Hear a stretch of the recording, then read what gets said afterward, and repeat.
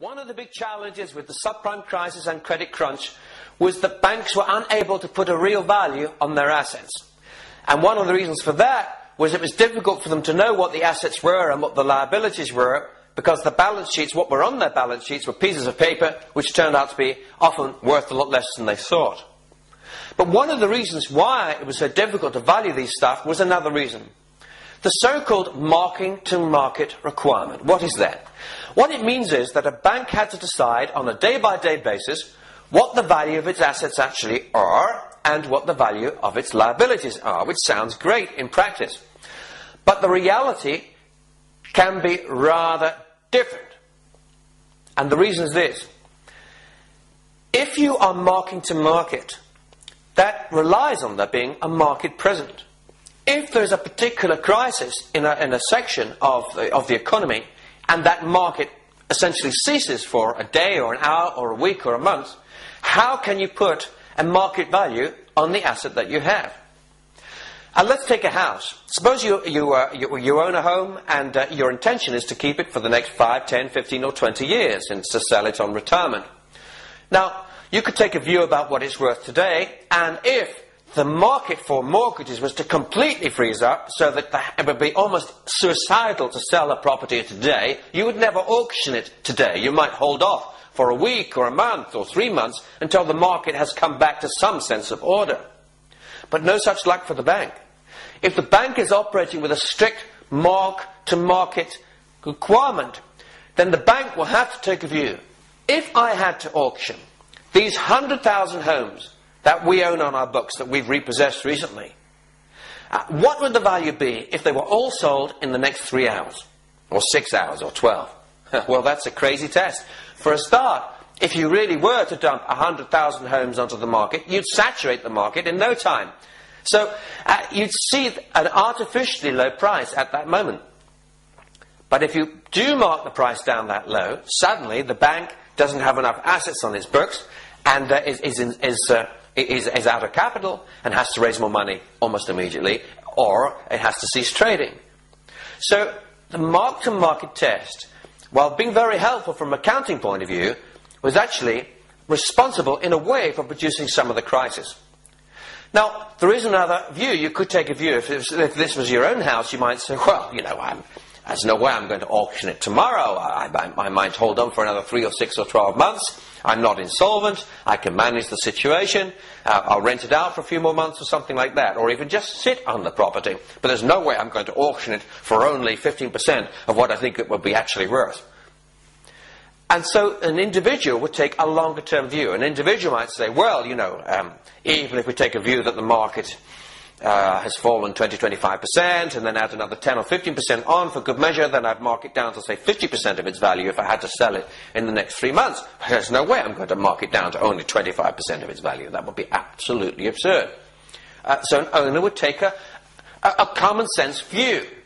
Now, the trouble is, banks used to be allowed to do that. Just that.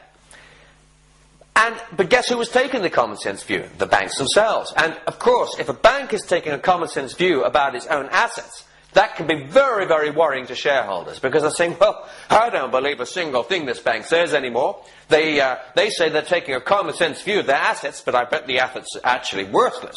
They're just saying that to keep their share price up and to stop themselves from having to cease to trade. And so that's why the mark-to-market test is an important one. And you could say that even if banks were allowed to take their own view and to say what the basis is on which they are valuing those assets, that shareholders will still take, well, the most conservative estimate probably, or they'll just start selling the shares if they're really worried, and we've seen that happening recently. So are there any other alternatives to marking to market? Well, yes, there are, as I say, but they have to be clear, transparent. It may mean that you have to give 2 values for a certain asset. You'd say this is the strictly market-to-market value, as it is today. This is an average of the asset value over the previous 3 years, marked down by an arbitrary 30% for an immediate sale or whatever. Now, all of these valuation systems have their own problems, but we will see changes in the way in which some of these assets can be valued in future, in order to prevent total pandemonium in the in the markets when markets cease to function. Let's look at an example. Suppose we have a situation which we have had more or less in the last few weeks, as I'm speaking now to you in October 2008. Suppose we actually had a situation where the mortgage market just freezes out. It is absolutely impossible to get a mortgage for any property. Well, please don't tell me that there's a normal real estate market at that point. A normal real estate market would be what the prices would be if mortgage money was flowing freely at, let's say, 1% above the base rate for the Bank of England or the America's rate, and so on. Because historically that's what it's been. But if you get a situation where there's no mortgage unless it's 3% or more above that base rate, and even there it's very difficult because you have to have huge amounts of equity before the bank will lend you any money, and so on. We have to say that the normal market conditions are not operating. And it's nothing to do now with the housing market itself. It's to do with the banking system and the inability they have to lend to each other and to lend to anybody else. Now, in that process where the market has essentially stopped, it seems a little crazy to try to work out what the value of your real estate portfolio is based on a distressed auction of a stack of properties tomorrow morning by another bank, and then saying, oh, well, that must be the price of all our stock. That's the real value of all our stock. And because you wouldn't do that in your normal life, it seems a little crazy to ask banks to do that in their lives. But if you are going to suspend the marking-to-market test, then you could only do it, I think, for a very short period, for very strict criteria, and with permission of an external body. In other words, the Federal Reserve or the Bank of England or would have to say, we're changing the rules for the next 8 weeks to allow a slightly less severe test. And that means that the amount of capital required by these financial institutions will be less. Now, these are complicated things. There are no easy answers. But these are just the sort of issues that will continue to cause debate amongst financial regulators for the next 5 to 10 years.